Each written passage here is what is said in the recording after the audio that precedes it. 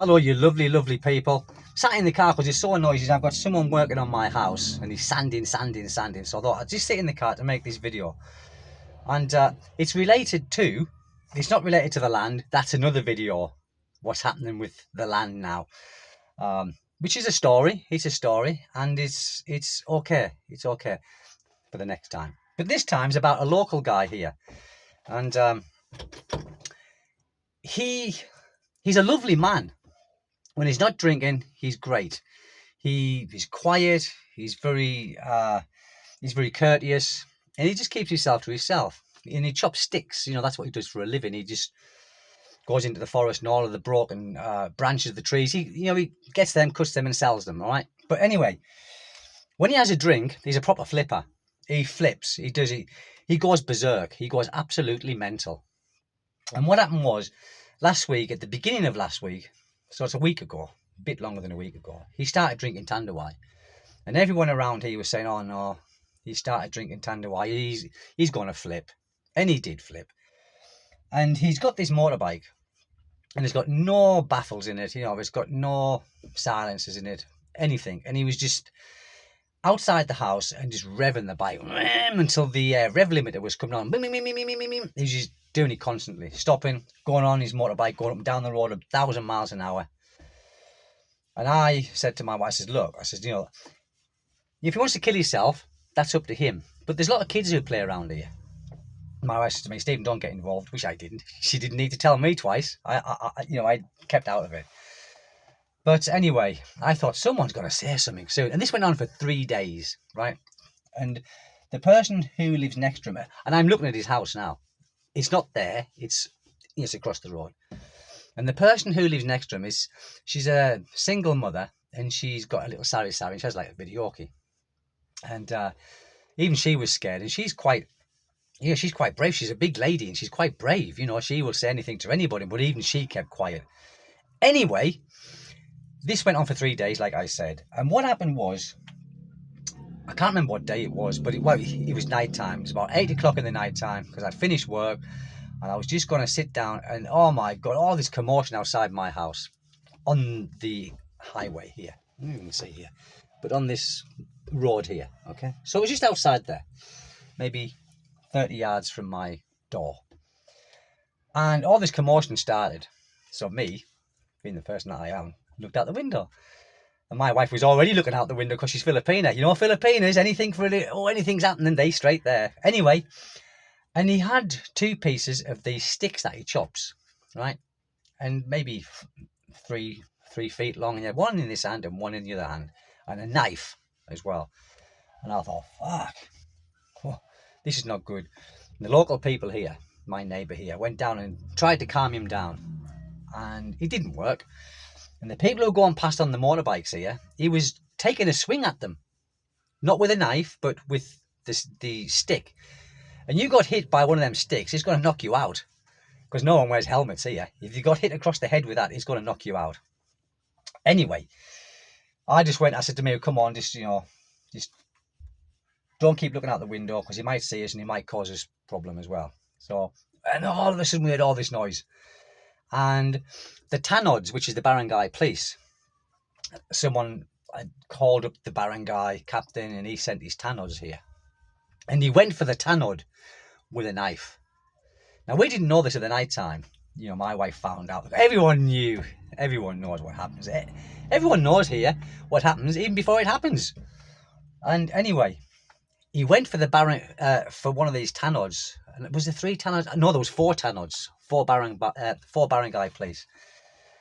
And they beat the shit out of him. They beat the living daylights out of him. They did. And he tried to get back into his house and collapsed. And they dragged him out. And beat him again. And the police come. And when the police come here, because the flashy lights, and all that. And commotion, the shouting, the screaming and all that sort. Anyway, the police took him away. And he hasn't been back since, because he's got 2 cases. One with, I don't know what they call it, but I think in England we call it's either actual bodily harm or grievous bodily harm. I don't know if he actually stabbed someone with a knife, or I don't know if he actually did hit someone and draw blood. Because in England, if you draw blood, it's like GBH. Anyway, he's now in the local jail, and his bail is 60,000 pesos. Now, his family can afford to pay it, but they said no, we're going to leave him in there. He's got to be taught a lesson, and he's looking at a lot of time in prison for doing this, because here apparently disturbance. That's the other one, disturbance, and the other one, I can't remember what it's called here. Anyway, it's like GBH. But apparently here for GBH is a very, very serious offence. You know, disturbance is not, apparently, but the other one is. Now, the reason I'm making this video about this is when a lot of people say there's one rule for the foreigners and one rule for the Filipinos. Now, I don't think a foreigner would do that anyway, to be honest with you. Or a sane foreigner. You know, most of us foreigners keep ourselves to ourselves. We keep our noses clean. And we don't get involved in anything untoward where it's going to bring us, you know, a bit of trouble here. But I don't think the police would have... The police and the barangay tannoy beat the living daylights out of him. Honest to God. Just like they probably do in England as well, when, you know, you know, like someone who gets arrested and they hit a policeman, you know, and then the police probably take them back to the cell and beat the shit out of them. I don't know, but I've heard stories of that. But here, we actually saw it. We saw it because, you know, when the police was in the tannoys, everyone felt safe and everyone was out looking like they do. Me included. Me included. You know, I think I'm becoming Filipino more and more. So, good gossip. And they did beat him up. So now he's waiting. And they said here, because I said, oh, you know, like, yeah, could be in prison for ages. And they said, no, because it's already been decided. You know, there is no case. There is no case because he hit a tannoy and the police. So there's not guilty or anything like that because he actually did do that. And there's so many witnesses. So he will be dealt with very quickly and he will spend a lot of time in prison. Now, I don't think I know people in England who have a drink and flip out. They are the most calmest of people in the world, and they're very polite and very, very calm, but give them a drink and it's like a Jekyll and Hyde. They just go mental. It's like something snaps, and you know, he's like a split personality, and they just go absolutely crazy and start wanting to fight the world. Well, this guy is the same as that, and he's been doing this for quite some time. And the barangay captain said to my neighbour that if he was to do it again, then he would be removed from this barangay. Well, they said when he does come out, or if the bail was set, he can't come back here. And his house is across here. So I don't know how they can keep him away from this particular area, but they can. They can stop him coming back here, which they have, if he does come out on bail. But apparently no one's going to pay his bail. They want to teach him a lesson. Because he doesn't, you know, when he does drink, he has like spits and spat, you know, because like he drinks tuba. When he drinks tuba, no problem at all. When he drinks Red Horse, problem. When he drinks Tanduay, big problem. He just goes absolutely mad. And I don't know why some of his family didn't say to him, look, if you want to stay here, don't do what you're doing. Don't disturb the neighbours and don't threaten anybody. But I think his family is just as scared of him as the local people around here when he's had a drink. He's a small man. He's very small, very wiry. You know, I mean, he's muscly, but wiry, you know, like no fat in him at all. And it doesn't matter how big or small you are. If someone's got sticks and knives, you know, they're going to damage you. And that's why everyone kept away. But my neighbour on this side, who's a Filipino, went to try and calm him, and he went for him as well. But I don't think they would do that to a foreigner. I don't think they would actually beat the shit out of like they did him. They did beat him, people, honestly. You imagine 4 people. Look, they know they're working here. Look, there's another guy here carrying sticks down. Look, he's just cut them. This is somebody else cutting sticks, and that's his living. He goes to the woods when there's a storm. There's a storm now, actually. And he will cut them sticks, dry them, and sell them. You know, so the Filipinos are very resourceful at making money. They are, and you know they are very. You like when they have like a calamity here, because the Philippines is, I think it's the number one country in the, you know, the number one country in the world for calamities. You know, you got the landslides, the rain, the typhoons, but they just get on with it. You know, they just get on with whatever they're doing. Anyway, getting back to the guy, or to foreigners, I don't think they would do that to us. We would just probably get arrested and get deported. But they beat the crap out of him. Honest to God, they did. I've never seen nothing like it. I mean, like officials doing that. Because here, the barangay Tanods, which is the barangay police, is just someone who's been voted in. You don't wear a uniform, you just wear a t-shirt with Tanod on it. So when there's something going on in these barangays, like a disco or something like that, or you know, like an activity, the Tanods are there just to, and they normally carry sticks, batons as we would call them, and they were beating them with these batons and everything. And these Tanods, I know them, and they are very nice people, but you upset them, and they're gonna beat you, and that's what they did. So this guy is now, yeah, he's not here no more.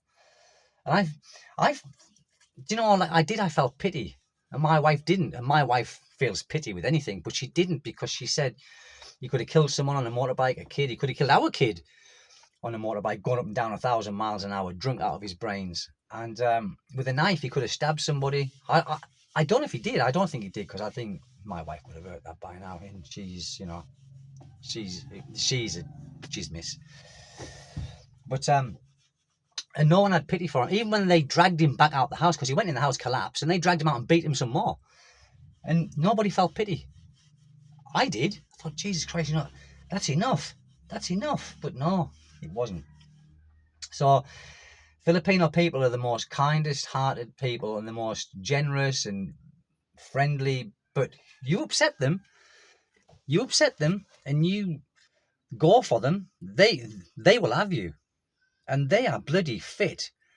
They are fit people. You know, with most of these here, there's not like an ounce of fat on them, because they always working and hard working, construction, and they are very fit. They would fill us foreigners in right away. I'm sure of it. Especially if it's for them with sticks. Ha ha! You got no chance, have you? Don't it, mate. No, please don't. Oh God, it's gonna hurt. But yeah, I just thought I'd make a video of that, really. And the video that I did the other day about the land, well, many of you were saying, and I'll just say a little bit of it, but I will do another video on it. They said, go to the barangay captain, make a case, a blotter and all that. But my wife is going to sell the land. Okay, that's decided. So there is a sign that's being put up there now over the weekend that says no trespassing private property, blah, blah, blah, blah. And she went to the barangay captain, told the barangay captain what's happening, she's going to sell the land, and she has to sign something. You know, just to make sure it's clearance. What's it called? Barangay clearance or something like that, and make sure that. But if she did a blotter on the land, then she can't sell it until that's sorted out. So she didn't blot. She didn't make a case. But there is a guy who's interested in it already in the land. She's selling very cheap, people. And this guy is thinking of buying it, apparently, and he's going to cut it. He's going to cut the land and sell it in 1,000 square meter lots. It's, you know, we don't care. We just want rid of it. We want rid of it. Yeah, we don't want it. Or she doesn't want it. It was nothing to do with me anyway. You know, I was just there in the background like a spare prick at a wedding, you know, and I don't like getting involved in anything like this. You know, like anything with a bit of animosity, anything where it can get me into trouble, and even my wife into trouble, because land disputes in the Philippines in the past have caused a lot of, you know, there's been killings here over land between Filipino and Filipino. So, and we live 135 kilometers away from this land. So it's, anyway, I will do another video on that later. Not today. My back's fucking killing me, honest to God. I did a bit of work out here. I had one of these like pick things, and I was like picking away at the ground, you know, getting the loose concrete out. And I thought, oh, fucking my back. What have I done? So these days I'm scared to sneeze in case I break a rib. Honest to God. The way I'm going, but I can't think what I've done, but I must have twisted it. Anyway, that's it. Oh, over and out. See you next time. Again, take good care, people. Bye-bye.